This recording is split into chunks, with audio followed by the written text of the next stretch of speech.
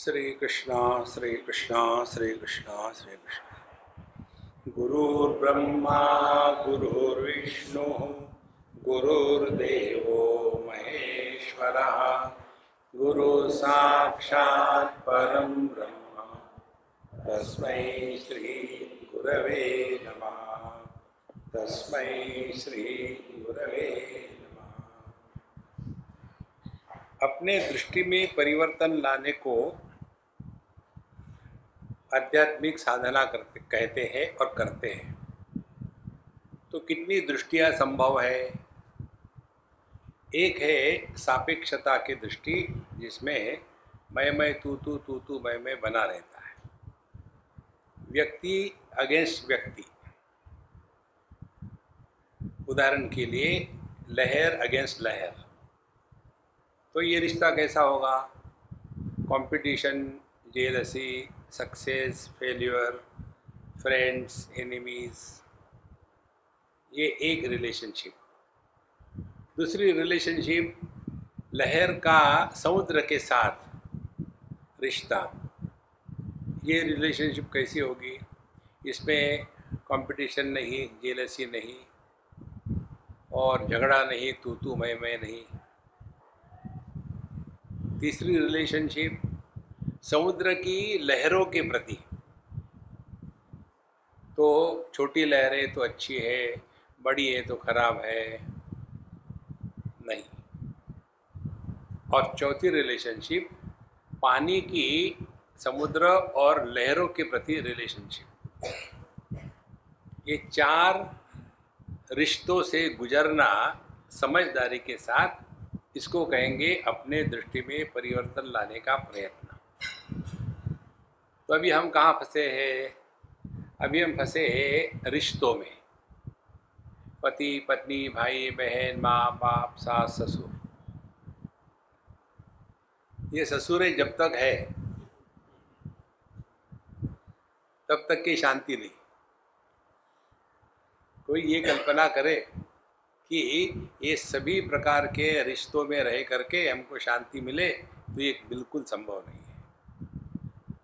तो क्या सबको छोड़ करके बाबा जी बन जाए? बिल्कुल मत बनना। बाबा जी बन के और फ्रस्ट्रेट हो जाओगे। ये विचार आता है एक उपनिषद में। नारद जी एक बार बड़े मुंह लटकाए फ्रस्ट्रेट होकर के जा रहे थे।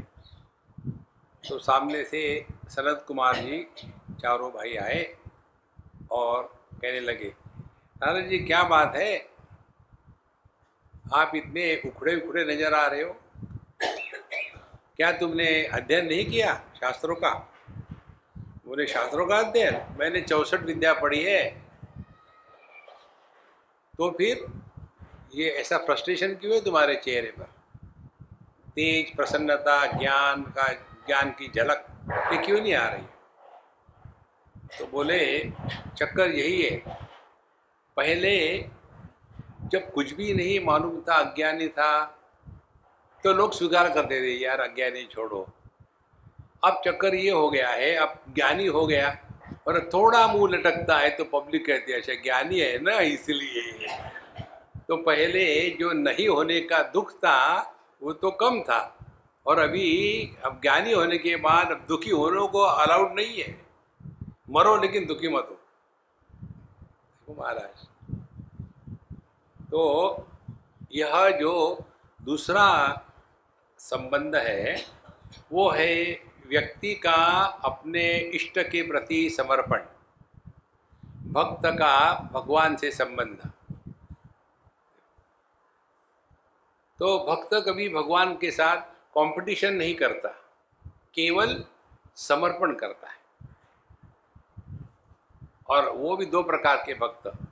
एक भक्त बिजनेस की दृष्टि से होते हैं कि भगवान ये करो, इतना हिस्सा आपका 5%। ये ऐसे सभी के सभी भक्त बनिए होते हैं। वो भगवान का नाम भी लेंगे तो प्रश्न पूछेंगे, स्वामी जी भगवान का नाम लेने से क्या मिलता है? तो ये दूसरी रिलेशनशिप जिसमें भक्त भगवान के साथ कंपटीशन नहीं करता।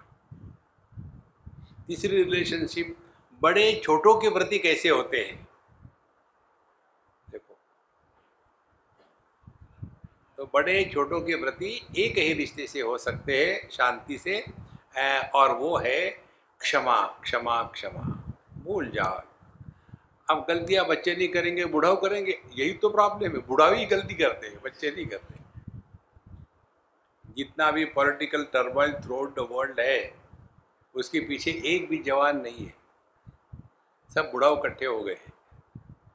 देखो, तो यह जो तीसरा रिश्ता है, बड़ों का छोटों के साथ, भगवान का भक्तों के साथ, और चौथा है ब्रह्म का ये जीव जगत ईश्वर के साथ। तो ये चार परिस्थितियों से हमको गुजरना है। तो हम कहाँ हैं अभी? हम अभी रिश्ते नातों में फंसे हुए हैं। तो इसमें से निकलने के लिए क्या करना चाहिए? पहली और आखिरी बात एक ही है, don't take life too seriously. हमको ऐसे लगता है विश्व में पहले ही बार शादी हुई है, विश्व में पहले ही बार बच्चे पैदा हो गए, विश्व में पहले ही बार पोते खोते तैयार हो गए, कितने आके चले गए।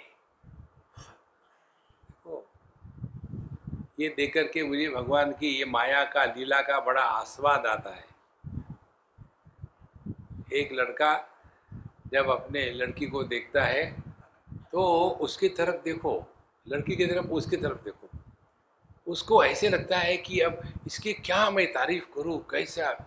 स्वामी जी वो सब कुछ समझ लेती है, तुमको कैसे समझ में आया? नहीं, वो जानती है। देखो, और फिर उसमें ऐसे फंस गए कि निकलना मुश्किल हो जाता है। इसीलिए जो जो अपनी ड्यूटी है वो ड्यूटी बढ़िया से बढ़िया करे, और ड्यूटी होने के बाद हाथ धो करके चाय पियो। 24 घंटे उसी में फंसे नहीं रहना। हम सबको भिन्न भिन्न रोल प्ले करने होते हैं। कभी पुत्र है, कभी पति है, कभी पत्नी है, कभी भाई है, कभी बहन है, कभी सास है, कभी ससुर है। तो अपने अपने रोल प्ले करो, रोल प्ले होने के बाद निकल जाओ। एक आदमी था स्टेज पर और उसने कुछ रोल किया, तो उसका होने के बाद डायरेक्टर ने कहा तुम हटो, तुम्हारा रोल हो गया। लेकिन पब्लिक ने बड़ी उसकी वाह वाह करी, वाह वाह बहुत बढ़िया। बोले नहीं मैं नहीं जाऊंगा। बोले कैसे नहीं जाऊंगा, तुम्हारा काम खत्म हो गया। इसी प्रकार से जहां हमको रहना है रहो, काम होने के बाद एक क्षण वहां मत रुको। देखो, इसी सिद्धांत के कारण हम टिके हुए दुनिया में। जैसे हम यहाँ इतने बढ़िया आश्रम में आए, हमारे आने के पहले उनको मालूम है कि हम जाने कब वाले। आने की फिक्र नहीं, जाने की फिक्र होती है। नहीं तो उनको कहना पड़ेगा महाराज जी यहाँ से जाने का कितना लेते हैं। यही है इस रिश्तों में रहने का एकमात्र तरीका। कहीं फंसो मत। आज तक इन रिश्तों से कोई सुखी नहीं हुआ। और ये रिश्ते ऐसे नहीं है कि केवल गृहस्थ लोग करते, बाबा जी लोग भी करते हैं, वहां भी अपने रिश्ते बनाएंगे। तो ये रिश्तों से अपने आप को बचा करके अपनी साधना को जारी रखना, ये पहली साधना है अध्यात्म की। अब दूसरी साधना है अपने आप को कहीं ना कहीं आदमी ने बिजी रखना चाहिए, खाली मत रखो। We have to have something to look forward to. और वहां काम आती है उपासना। उपासना हमेशा अनुष्ठानात्मक किया जाती है। अनुष्ठान माने जैसे रामचरितमानस का अनुष्ठान करना है तो नवान्न पारायण या मासिक पारायण करने हैं। एक हमारे मित्र है, गुजराती है, हमारे बड़े घनिष्ठ मित्र हैं, अच्छे हैं, अमीर है, बहुत सारा उनका काम धंधा है, लेकिन उनके पास कभी भी समय की कमी नहीं होती, ऑलवेज फ्री। और पहली बार उन्होंने मुझे एक बार पूछा था, बहुत पुरानी बात है, स्वामी जी मुझे कुछ बताइए मैं क्या करूं। मुझे मालूम थे वो राम जी के पीछे पड़े हैं। हमने कहा रामचरितमानस का आप पाठ किया करो, पारायण करो 8-8 दिन का। उस दिन से कितने बार, 108 बार करो। मैं I wanted to get rid of 108 बार करो। और उन्होंने बाकायदा अपनी मंडली बना ली। एक पंडित जी है, वो अच्छा कहते हैं रामचरितमानस, बस उनके साथ लग गए। भिन्न भिन्न स्थानों पर जाते हैं, हर 1-2 महीने में। कभी ऋषिकेश गए, कभी त्रिवेंद्रम गए, कहीं कहीं जा कर के वहाँ 8 दिन रहेंगे आराम से, बाकायदा सब ले करके अपना जितना जो लेना है, और 8 दिन बस रामायण में लगे हुए हैं।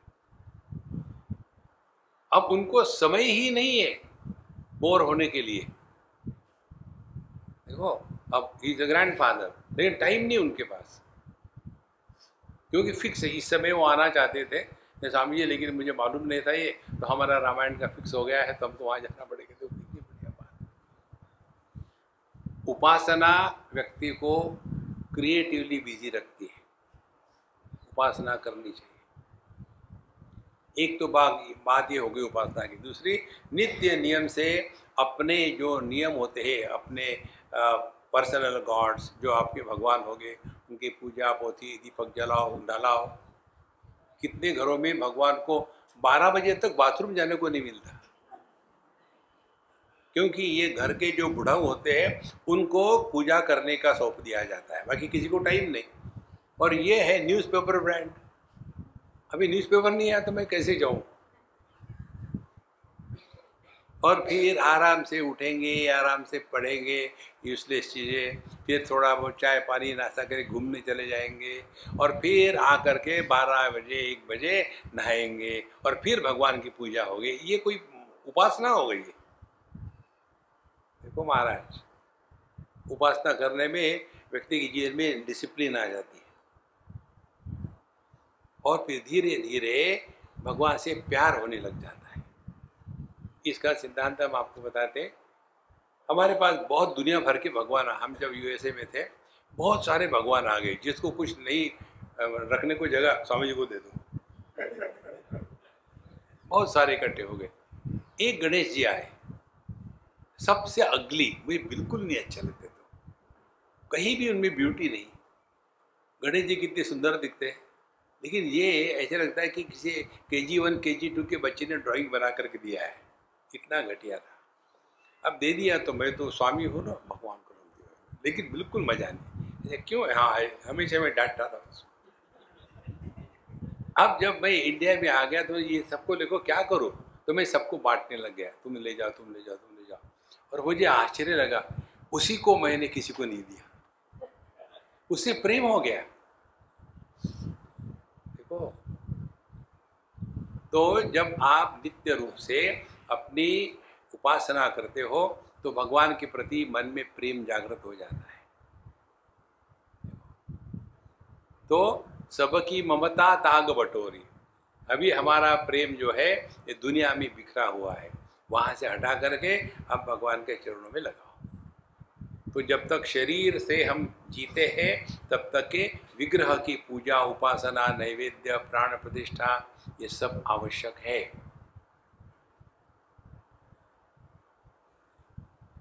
सिर्फ अंग्रेजी बोलने से कुछ नहीं होता।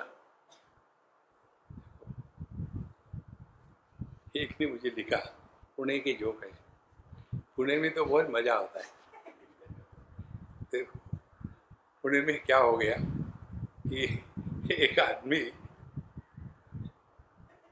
हेलमेट पहन के जा रहा था, अब उसको पुलिस ने पकड़ा। क्या जरूरत थी? बोले क्यों पकड़ा? बोले मोटरसाइकिल कहाँ?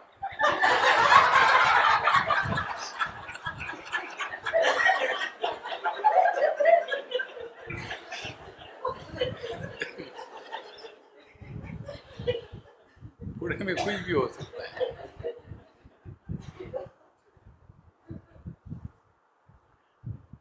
तो वहाँ एक बूढ़ी अम्मा थी, वो बड़ी पक्की थी अपनी उपासना में।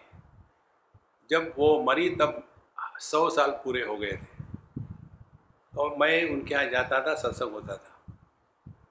तो सुबह उठ करके वो 5 बजे 4 बजे उठ करके उसका अपना शुरू हो जाता है, भगवान की पूजा पोथी करना है करना। और धीरे धीरे वो उसमें इतनी हो गई कि जब उसके ग्रैंड या ग्रेट ग्रैंड चाइल्ड की शादी होनी थी, तो शादी के लिए सब लोग तैयार हो गए। बोले दादी माँ चलोगी नहीं? बोले अरे आज कैसे आ सकती मैं, आज तो मुझे भगवान को सुदामा की कथा सुनानी है, आज नहीं आ सकती मैं। या तो तुम शादी का टाइम बदलो, या तो आने के बाद मैं आशीर्वाद दे दूंगी, मैं नहीं आ सकती। देखो कितना समर्पण है, जीवन में परिवर्तन आ जाता है। नहीं तो उसी में पूरा जीवन चला गया। तो उपासना के द्वारा जगत से हट करके अब हम अपना मार्ग बदल लेते हैं। फिर ऐसा होने के पश्चात फिर तीसरी बात आती है, और वो है भगवान अपने दुनिया की तरफ कैसा देख रहा है। भक्त कभी भी किसी में भी भगवान के सिवा अन्य किसी को नहीं देखता। फिर हमारे जीवन में परमात्मा के सिवा कोई नहीं आता, परमात्मा ही आते, किसी भी रूप में आ जाए उनका मौज है। तो जो पहले हम रिएक्ट करते थे दुनिया के प्रसंगों को, व्यक्तियों को लेकर के, वो रिएक्शन करने की डिफॉल्ट सेटिंग हमारी शांत हो जाएगी। ये होते होते ध्यान से सुनना, उपासना का तात्पर्य तत्व जिज्ञासा का जागृति।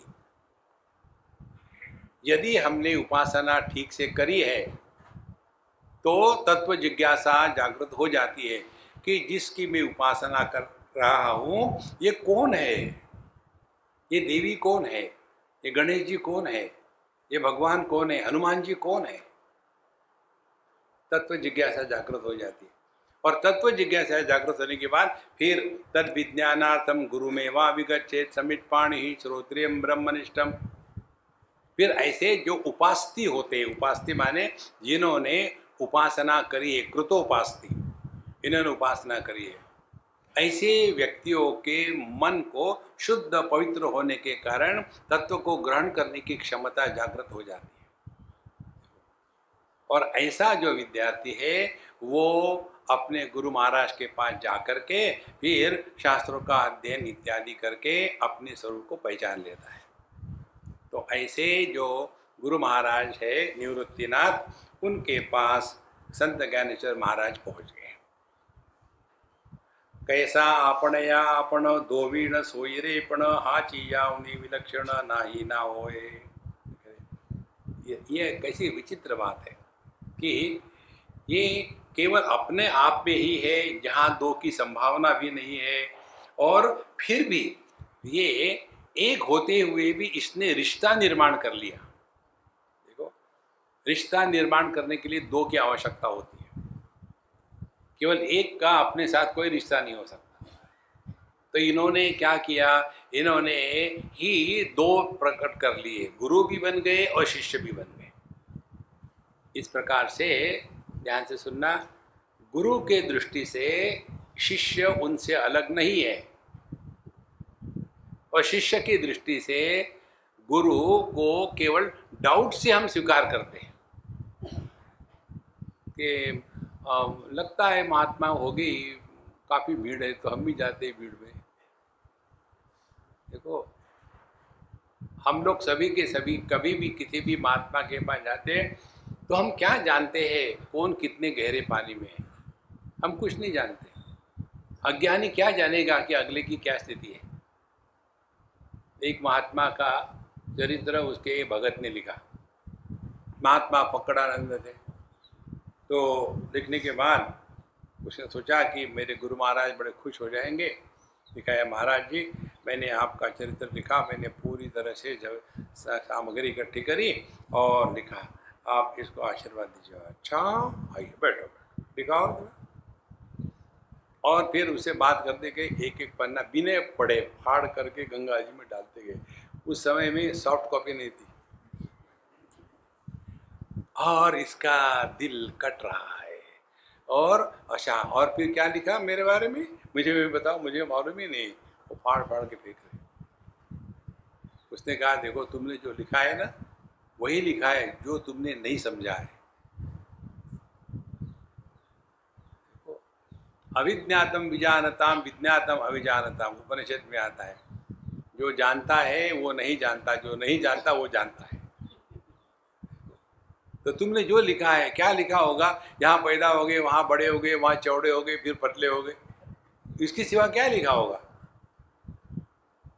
देखो महाराज, इसीलिए यहाँ जो गुरु की स्थिति हो रही है, ये इसीलिए हो रही है कि गुरु हम तत्व के दृष्टि से ही देखें।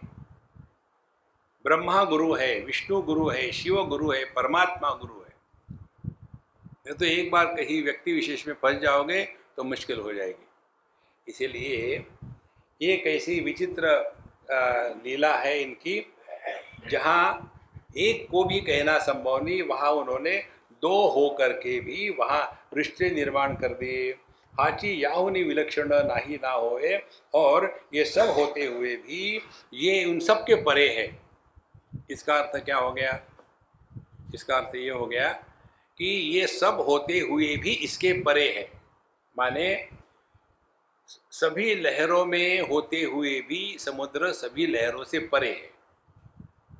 सभी दिशाओं में होते हुए भी आकाश सभी दिशाओं के परे है। देखो, पुत्र, पति और पिता, इन सब में होते हुए भी आदमी इन सब के परे है। तो आदमी को बताना होगा तो ऐसा बताएंगे क्या? पुत्र जमा पति जमा पिता इज इक्वल टू आदमी। उपाधियां कितनी भी लगा लो, उससे जितनी अनेकता निर्माण होती है, उसमें एक की कभी खोट नहीं होती, एक एक ही बना रहता है। ये जो सिद्धांत है ना, औपाधिक अनेकता मिथ्या होती है, वास्तविक नहीं होती। और हम सभी के सभी उपाधि में फंसे हैं, और इसीलिए हम उपाधि में फंसे और गुरु को भी उपाधि में फंसाते हैं। तो यहाँ स्पष्ट बताते इस प्रकार से कि हाची यावनी विलक्षण नाही ना होए, जग आघवे पोटी माये, गगना येवडा होई निठाए, कि तेची निशी साहे नाही पणाची। और जग आघवे पोटी माये, गगना एवड़ा होनी ठाए, ये इतना बड़ा है कि संपूर्ण आकाश और उसमें रहने वाली दुनिया, इसको सबको उसने अपने में रखा है।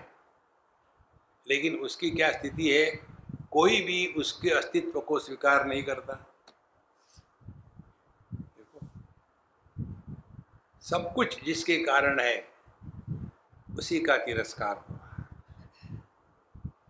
और फिर भी बेचारे चुप बैठा है। अब क्या करें, नहीं दिख रहे, अंधे है। महात्माओं की दृष्टि हमारी दृष्टि में क्या फर्क होता है? हमको किसी ने कुछ अच्छा बुरा कहा तो गुस्सा आता है, महात्मा को कहा तो क्या कहते? कोई बात नहीं, नींद में है ना। जैसे कोई आदमी नींद में हो और उल्टी सीधी बात कर रहा हो और हम जग रहे हो, तो हम क्या कहेंगे? कोई बात नहीं, नींद में है, सोने दो। महात्माओं की दृष्टि से हम नींद में है। नींद का अर्थ क्या है?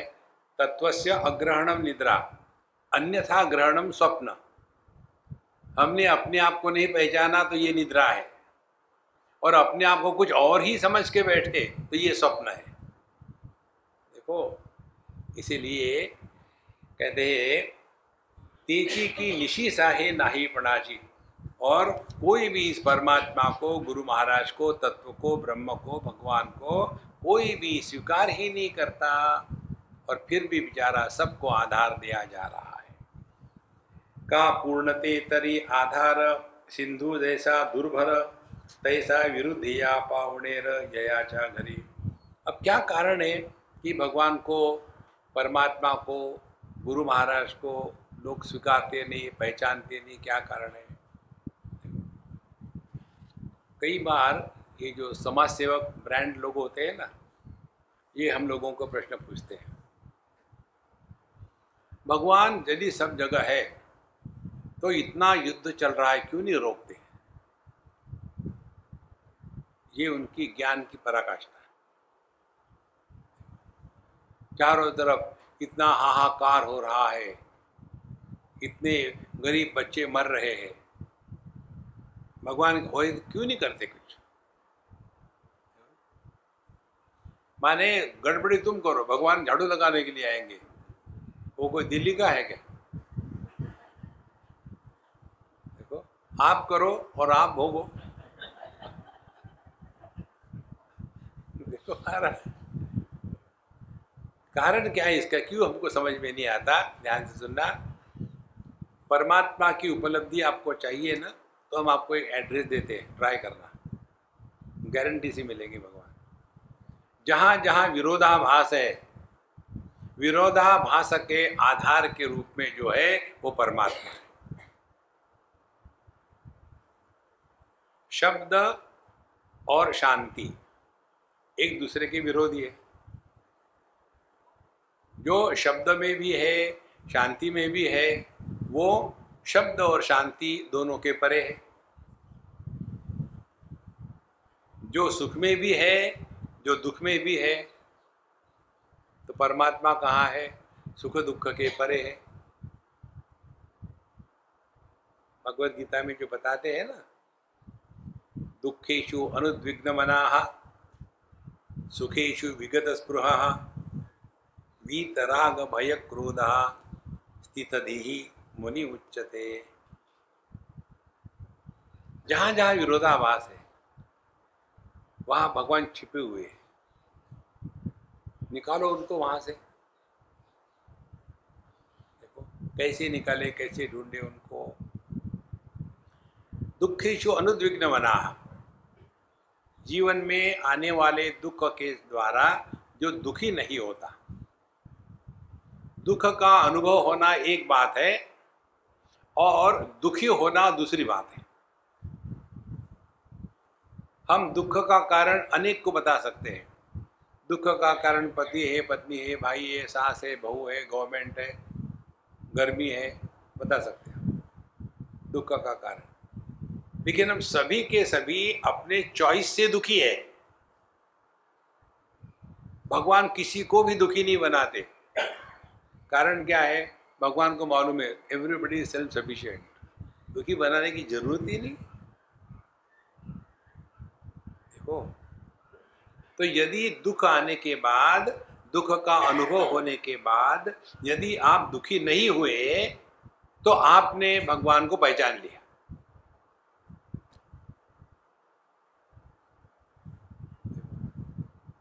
फिर सुख आता है। सुख आने के बाद सुख में आसक्त नहीं हुए और इतने एक्साइट नहीं हुए कि अपना बैलेंस ही खत्म हो गया। देखो, एक डॉक्टर थे और उनका दोस्त था, तो दोस्त पहुंच गया अपने डॉक्टर बहन के पास। हाँ कहो डॉक्टर साहब कैसे चल रहा है? यार मैं परेशान हूँ। डॉक्टर साहब आप क्यों परेशान? आप तो लोगों को परेशान करते हैं। बोले नहीं आजकल मैं परेशान हूँ। क्या हो गया? बोले एक पता नहीं, मुझे पत्नी को कुछ बताना है, कैसे बताऊँ? बोले क्या बात है? बोले मुझे डर लगता है उसका। तो हुआ क्या?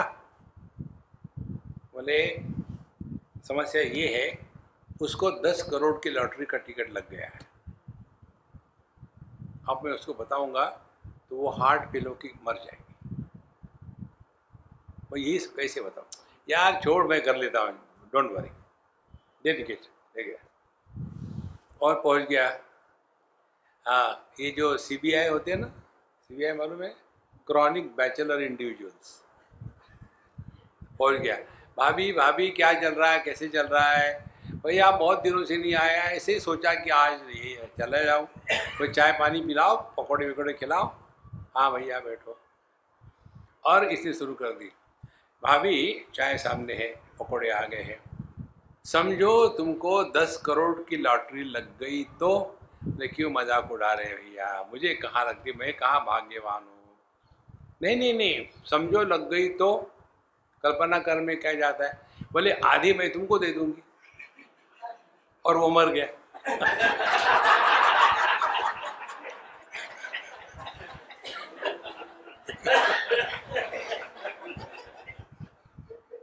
देखो, आदमी केवल दुख के कारण ही परेशान नहीं होता, सुख के कारण भी परेशान होता है, पागल हो जाते हैं लोग। सुख के कारण कैसे पागल होते? शादी,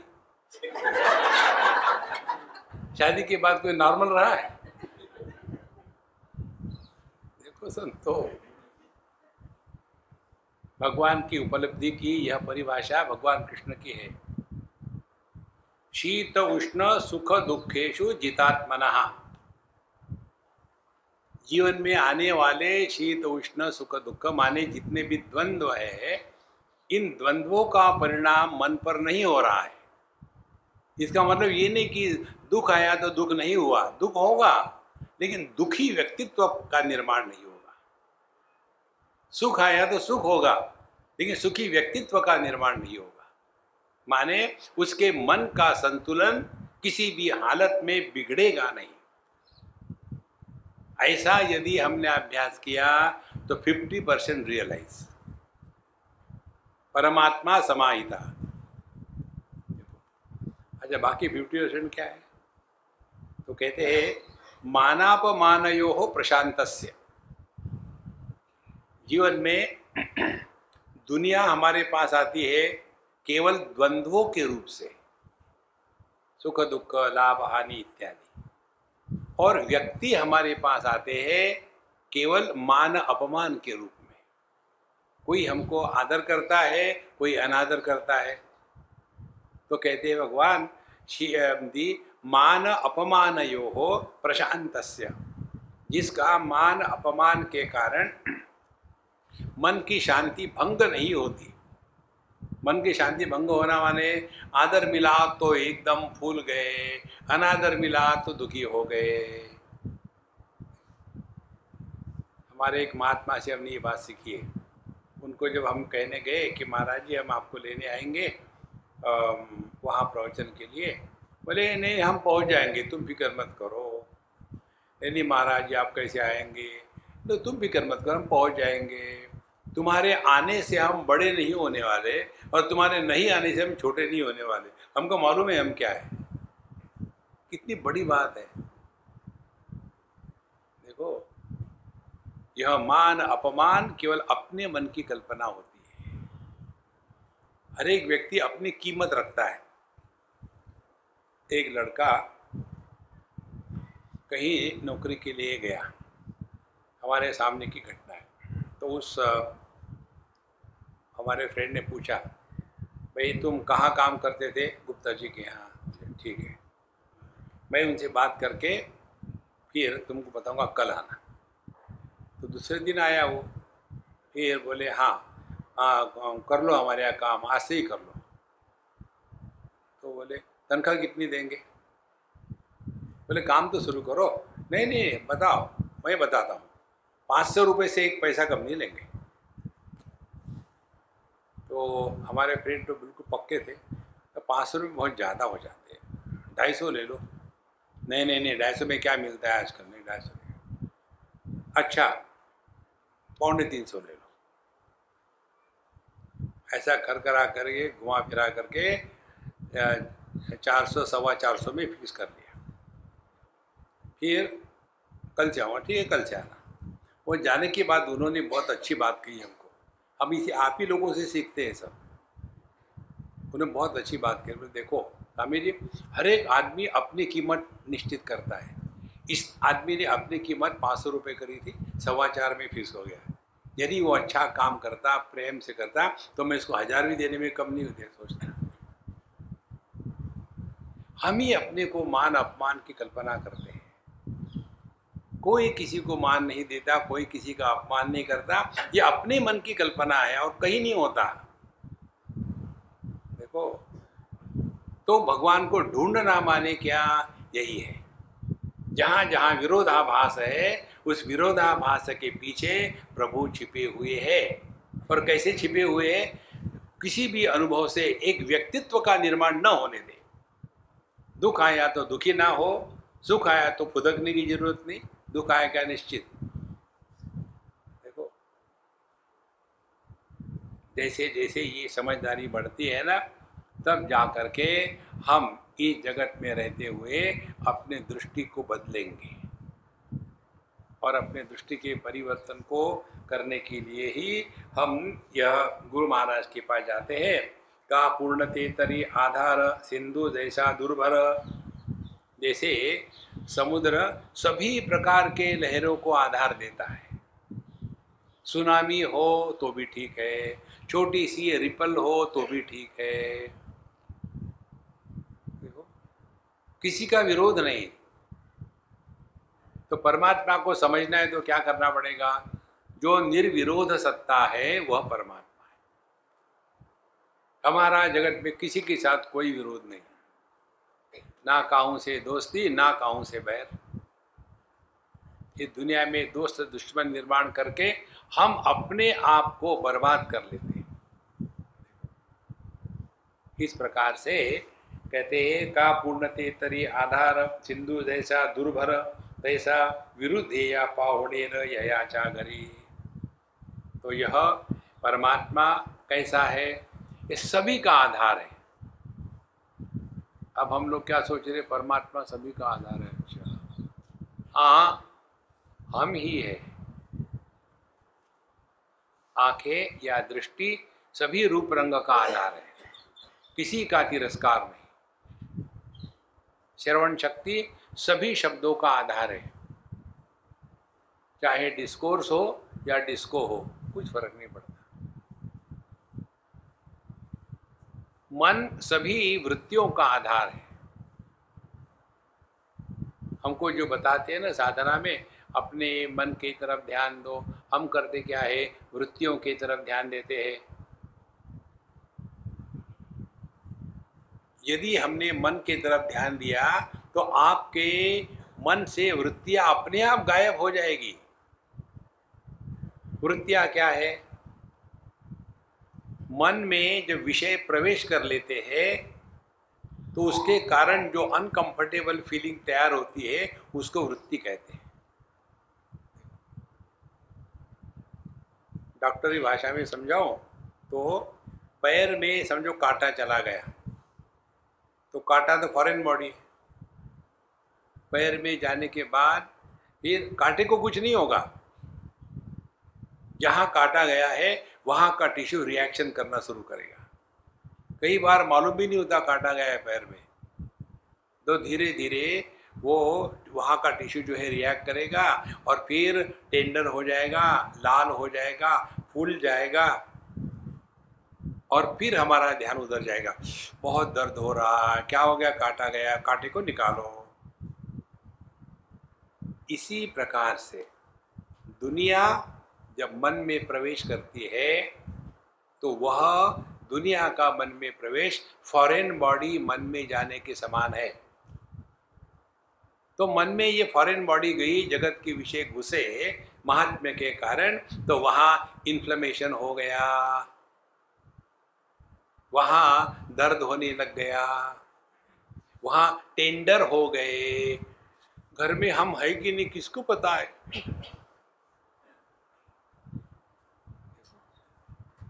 रोना धोना शुरू हो गया। तो करना क्या है? हमको बताते हैं अपने मन की तरफ ध्यान दो, माने वृत्तियों का पहले निर्माण कैसा हुआ ढूंढो, तो आपको पता चलेगा आपने जिसको जिसको महत्व दिया है वही आपके दुख का कारण है।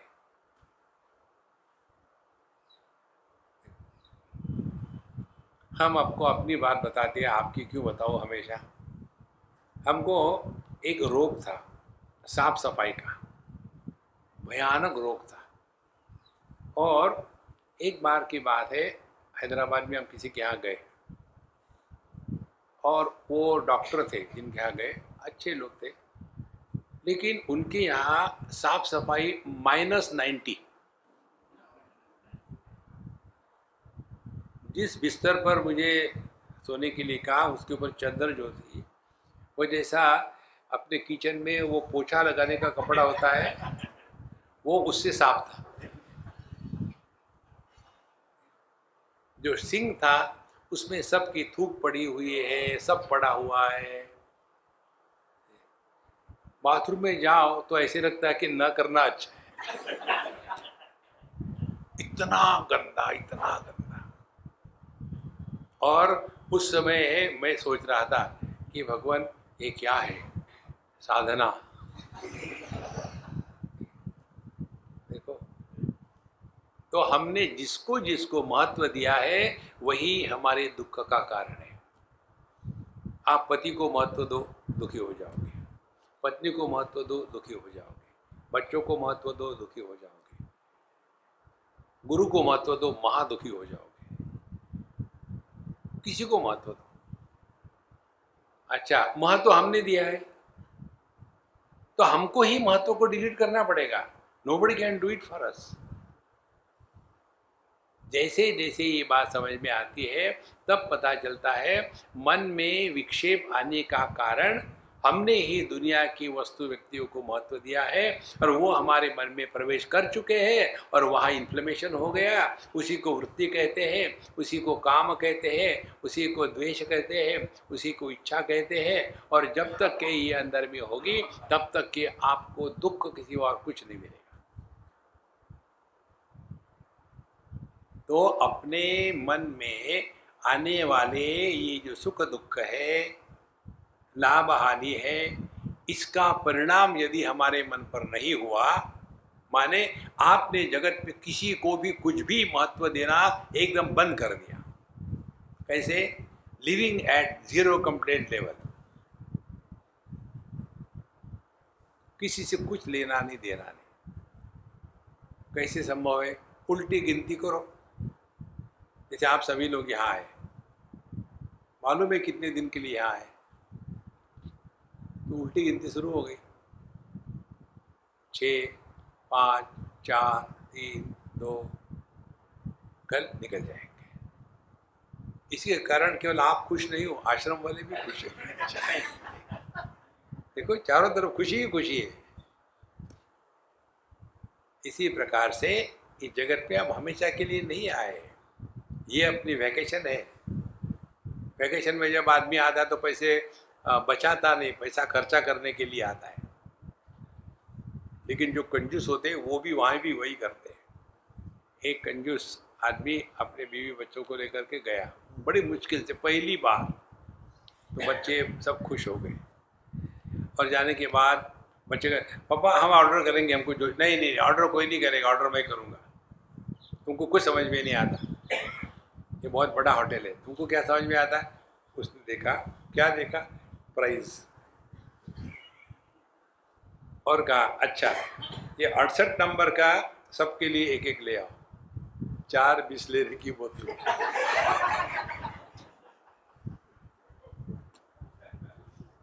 अरे यार, तुम वैकेशन को गए हो तो पैसा कमाने के लिए कि उड़ाने के लिए? इसी प्रकार से हम जो यहाँ दुनिया में आए ना, कितना कमा के रखोगे? खत्म करके चले जाओ। तो ऐसे लगे जैसे यहाँ हमेशा के लिए रहना है। आप लोग घर जाओगे कल, तो अभी से मन तैयार हो गया ना कि अब पैकिंग शुरू कर दो। मन तैयार हो गया because you accepted that you have to go. इसी प्रकार से इस दुनिया से जाने के लिए एक्सेप्ट करो। काहे का डरता है आदमी? कोई मरने के बाद क्या होगा? लोग कुछ ही मनाएंगे। बुढ़ाओं को किसी को भी पूछो, एक ही प्रश्न है, स्वामी जी आजकल मुझे बहुत डर लग रहा है मरने का। कोई डर नहीं, बात नहीं, मरोगे निश्चित। डर किस बात का होता है? हाँ या ना, यही डर होगा ना, मैं मरूंगा या नहीं मरूंगा। गारंटी देते हैं मरोगे। कितनी सहज बात है। यदि आप अपने को देह मानते हो तो मरने को तैयार हो जाओ। यदि अपने आप को जीव मानते हो तो पुनरपि जननम पुनरपि मरण में तैयार हो जाओ। यदि आप अपने को पति मानते हो तो सब्जी काटने को तैयार हो जाओ। देखो, जो मटर छील करके देता है और मेथी के पत्ते तोड़ के देता है, वो असली पति है। जो कहता है कि आसमान के तारे तोड़ के लाओ।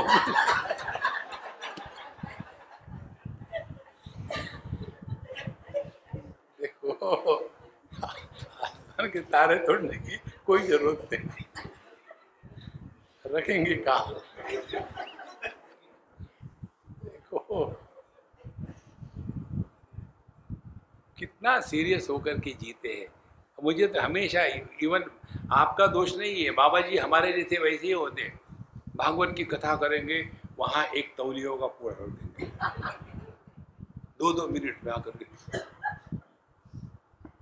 अरे रोना ही है यहाँ भी आकर के, क्या घर में कम रोए कि बच्चा को चाहे यहाँ रो रहे? देखो महाराज, तो जहां जहां विरोधाभास है, उस विरोधाभास के नीचे परमात्मा छिपे हुए हैं। और क्योंकि हम विरोधाभास में उलझ जाते हैं, भगवान का दर्शन नहीं होता। ये जो ओवी है ना, इसका यही अर्थ है। कहा पूर्णते तरी आधार सिंधु जैसा दुर्वर तया विरुद्ध या पावने रया जागरी। जो सभी विरुद्ध, सभी अपोजिट्स को जो आधार देता है, वही परमात्मा है। माने जो किसी का भी विरोध नहीं करता। इसको भिन्न शब्दों में हमने कहा कि जो निर्विरोध सत्ता है, जो निर्विशेष सत्ता है। निर्विशेष सत्ता क्या है? रस निर्विशेष है, उसमें नमक डाल दो तो खट्टा हो गया, उसमें मीठा चीनी डाल दो तो मीठा हो गया। देखो, रस ये तन्मात्र है पानी का, गंध ये तन्मात्र है। इसी प्रकार से तत्व को यदि ग्रहण करना है तो हमको ये जो अपोजिट्स है, विरोधी है, इनका विरोध नहीं करना है। जैसे आकाश दिन रहे या रात रहे, किसी का विरोध नहीं। हमारे व्यक्तित्व में भी वही है, सुख भी आता है, दुख भी आता है, सबको सह लेते, दूसरा चॉइस कहाँ है? वैसे ही जागृत, स्वप्न, सुषुप्ति, समाधि, हम किसी का विरोध नहीं करते। यह जो अपना निर्विरोध स्वरूप है, उधर हमारा ध्यान नहीं जाता, क्योंकि हम फंसे हैं जागृत में और जागृत के अच्छे बुरे अनुभूतियों में।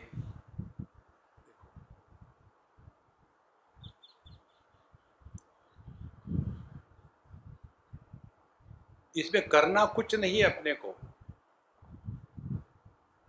केवल सूक्ष्मता से यही देखना है कि आज तक कितने जागृत के अनुभव आके चले गए, आज तक कितने स्वप्न के अनुभव आके चले गए। आ जाओ,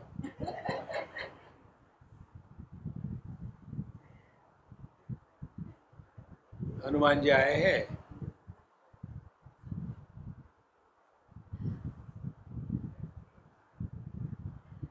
अपने पूर्वज लगते हैं क्या?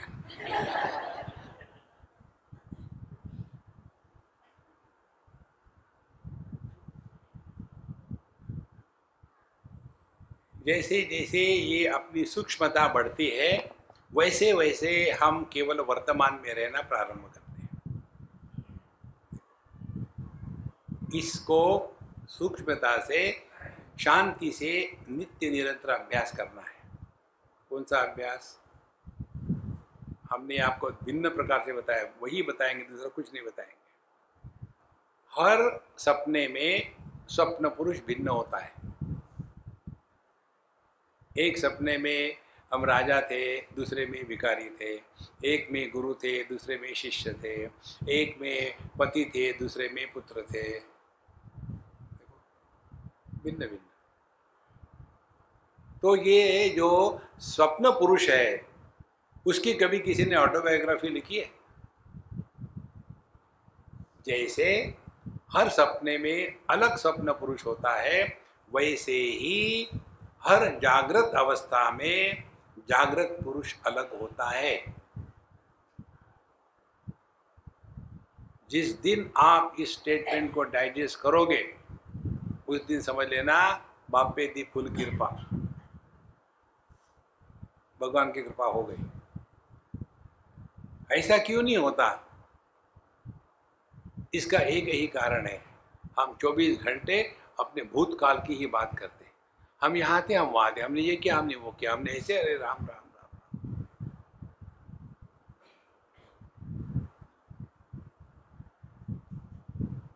जो बच्चा था वो हम नहीं है, बच्चा देह था, हम ज्यों के त्यों हैं।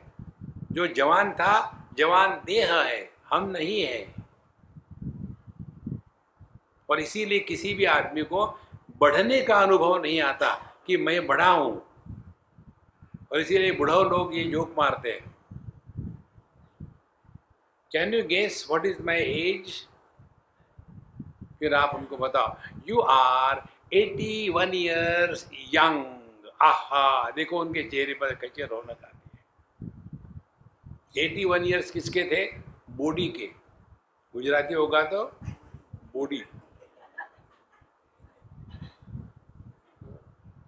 Gross body, subtle body, casual body.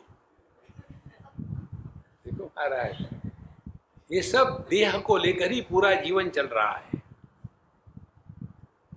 इसीलिए यह जो बात बता रहे यहाँ, अपना ध्यान इस तत्व की तरफ नहीं रहता है, बाकी जगह रहता है। इसीलिए हम तत्व को नहीं समझ सकते, पकड़ सकते। अब इसमें क्या करोगे मुझे बताओ। बचपन के अच्छे बुरे अनुभव हमने प्रकाशित किए, अब वो बच्चा कहाँ गया? हम तो ज्यों कहते हुए हैं ना। तो हम कौन थे? प्रकाशक थे। फिर जवानी आई, वहां भी हमने जो गुंडागर्दी करी कर ली। फिर वो जवानी का देह भी चला गया, हम तो ज्यों कहते हुए हैं। करना कुछ नहीं है। असली आध्यात्मिक साधना is a process of undoing and unbecoming. ये सूक्ष्मता बढ़ाओ महाराज, तब जाके समझ में आता है आध्यात्मिक साधना माने क्या। आज के तारीख में जियो, तो वही पुरानी बातें, या तो वो समस्या छुड़ाने का प्रयत्न जो अभी नहीं है, पता नहीं आगे क्या होने वाला है, पता नहीं तो मौज में रहो, पता है तो तैयार रहो। वरी करने को कहाँ है? देखो संतो, ये इसका मूल कारण हम अपने मन के गुलाम हैं। उसका मूल कारण हमने कभी मन को नियंत्रण में लाना उपासना के द्वारा कभी सिखाया ही नहीं। जितनी साधना है किसी भी मार्ग में ले लो आप, वो सभी की सभी साधना केवल मन पर कार्य करने के लिए है। कर्म करो, योग करो, उपासना करो, भक्ति करो, ज्ञान करो, जो भी करो आप, सबका तात्पर्य केवल मन के संतुलन को ठिकाने पर रखना, यही मात्र है, बाकी कुछ नहीं। यदि हमारे मन का संतुलन बिगड़ जाता है तो हमने आध्यात्मिक साधना छटाक भर भी नहीं करी। और ऐसा जो शांत प्रसन्न मन रहता है, द्वितीय अध्याय में भगवान कहते हैं, प्रसादे सर्व दुखा नाम हानिरस्योपजायते प्रसन्न चेतसो याशु बुद्धि पर्यावतिष्ठते। जो प्रसन्न चेतस है वही परमात्मा के बारे में सोच सकता है। जो दुखी है वो दुख के बारे में सोचेगा। देखो, और इस सुख दुख का कौन, हम ही लाते हैं, उसको ज्यादा महत्व दिया हमने। कोई बात नहीं, आके चला जाएगा, हमेशा कुछ नहीं टिकता इस दुनिया में।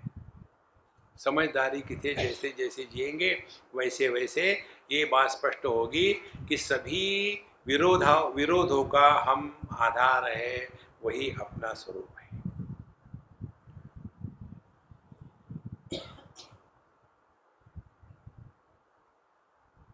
कितना समय लगता है विषयों से इंद्रियों में आने के लिए, इंद्रियों से मन में आने के लिए, मन से बुद्धि में आने के लिए, बुद्धि से चेतना में, चेतना से शक्ति में, शक्ति से परमात्मा में।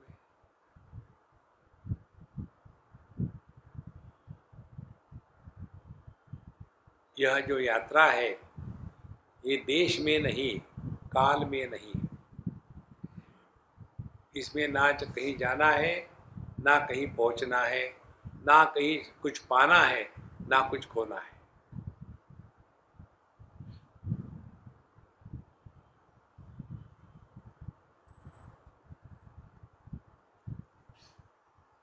का पूर्णते तरी आधार, सिंधु जैसा दुर्भर, तैसा विरुद्धे या पाहुणेर ययाचा घरी। और इसी के कारण क्योंकि हम अनावश्यक चीजों में फंस जाते हैं, परमात्मा का दर्शन नहीं कर सकते। कहते किस प्रकार से, तेजा तमा ते का ही परस्परे निके नाही, परी सूर्याचा ठाई सूर्य जी होती। अब देखो, ये जितने भी द्वंद्व है, जहां उदाहरण दिया उन्होंने, प्रकाश और अंधकार, ये दोनों एक दूसरे के दुश्मन है। जहाँ प्रकाश होगा वहाँ अंधकार नहीं, जहाँ अंधकार है वहाँ प्रकाश नहीं। लेकिन दोनों के दोनों एक हो जाते हैं सूर्य के पास। देखो, जो प्रकाश हम देखते हैं ये सूर्य प्रकाश नहीं है, इसको डे लाइट कहते हैं। सूर्य प्रकाश कैसा होता है? It's a dark light. सूर्य प्रकाश कहीं पड़ा, रिफ्लेक्ट हुआ, तो वो हमको दिखता है। Original sunlight is not perceptible to the eyes. देखो, और जो आंखों को दिखता नहीं, फिर भी आंखें जब देखने का प्रयत्न करती है तब वहाँ ऑप्टिकल इल्यूजन तैयार हो जाता है। और इसीलिए आकाश को हम नीला कहते हैं, नीले गगन के तले। ये नीला आकाश का रंग नहीं है। इसी प्रकार से सूर्य में अंधकार और प्रकाश दोनों नहीं है, दोनों एक हो गए हैं। तो इसी प्रकार से हम में सब एक हो जाता है। सुख को भी हम प्रकाशित कर रहे, दुखों को भी हम प्रकाशित कर रहे, तो हम कौन है? दोनों के प्रकाशक, इसीलिए दोनों से अलग। एक नियम है, जो प्रकाशक होता है वो जिसको प्रकाशित किया है उससे प्रभावित नहीं होता, ये नियम है। जैसे यहाँ के ट्यूबलाइट, ये हम सत्संग को प्रकाशित कर रहे हैं, इतने लोग सबको प्रकाशित कर रहे हैं। कम हो गए तो उस पर कोई फर्क नहीं पड़ता, सब चले गए तो ही कोई फर्क नहीं पड़ता। अब ये जड़ लाइट की बात है, अपनी ले लो। आंखों के सामने 100 आदमी बैठे हैं, 50 चले गए तो आंखों को कोई नुकसान नहीं, 50 ऐड हो गए तो आंखों को कोई भारी नहीं। कारण नियम वही है, प्रकाशक प्रभावित नहीं होता। हम जागृत अवस्था को प्रकाशित करते हैं, हम पर कोई फर्क नहीं पड़ता। स्वप्न को प्रकाशित करते हैं, कोई फर्क नहीं पड़ता। सुषुप्ति में इन दोनों के अभावों को प्रकाशित करते, हमारा अभाव नहीं होता। समाधि लगे ना लगे, हम ज्यों का त्यों।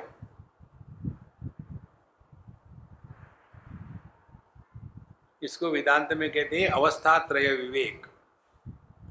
जैसे जैसे इसके बारे में हमारी निष्ठा दृढ़ हो जाएगी, वैसे वैसे हम जगत में 100% नाटक करेंगे, एक बहुत बढ़िया नटवर हो जाएंगे। हमारे कन्हैया का नाम क्या है?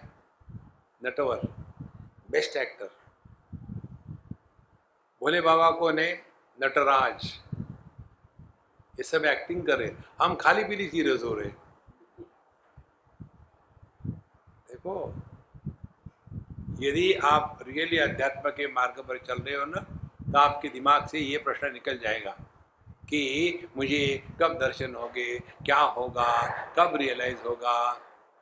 कुछ नहीं, एकदम टाइम पास के लिए बैठे यहाँ, और टाइम पास होने के बाद निकल जाएंगे, हो गया। यहाँ खाली आओ और खाली चले जाओ, कुछ नहीं मिलेगा।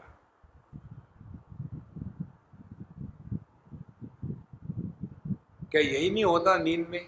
गहरी नींद क्या है? सबको त्याग दिया। वहाँ हम अमीर नहीं, गरीब नहीं, स्त्री नहीं, पुरुष नहीं, पति नहीं, पत्नी नहीं, पढ़े लिखे नहीं, अनपढ़ नहीं, सबका त्याग करते करते करते फिर क्या मिला दिन में? कुछ नहीं मिला। कुछ नहीं मिलना यही सब कुछ मिलना है। इसलिए सूर्याचा तेजा तमाते काही परस्परे निके नाही परी सूर्याचा ठाई सूर्यची होती।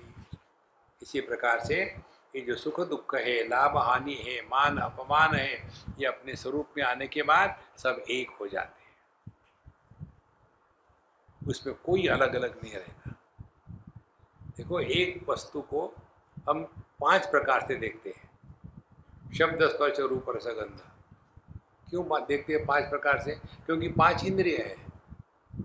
किसी को 4 इंद्रिय हो तो उसी वस्तु को 4 प्रकार से देखेगा, किसी को 3 हो तो 3 प्रकार से। इंद्रियों को बंद कर दो तो वस्तु का अस्तित्व खत्म। तो ये अनेकता जो है ये औपाधिक है, मन तो एक ही है। तो जैसे जैसे सूक्ष्मता बढ़ाओ अपने अनुभूतियों के विश्लेषण की, वैसे वैसे ये सब बातें यहाँ स्पष्ट हो जाती है। ये कमणता भेदे ते की नानात्वे नांदे विरुद्धे आपणया विरुद्धे होती न काई। इसको हम कल के सत्संग में लेंगे। ओम पूर्णमदः पूर्णमिदं पूर्णात् पूर्णमुदच्यते पूर्णस्य पूर्णमादाय पूर्णमेवावशिष्यते। ओम शांति शांति शांति। हरि ओम। श्री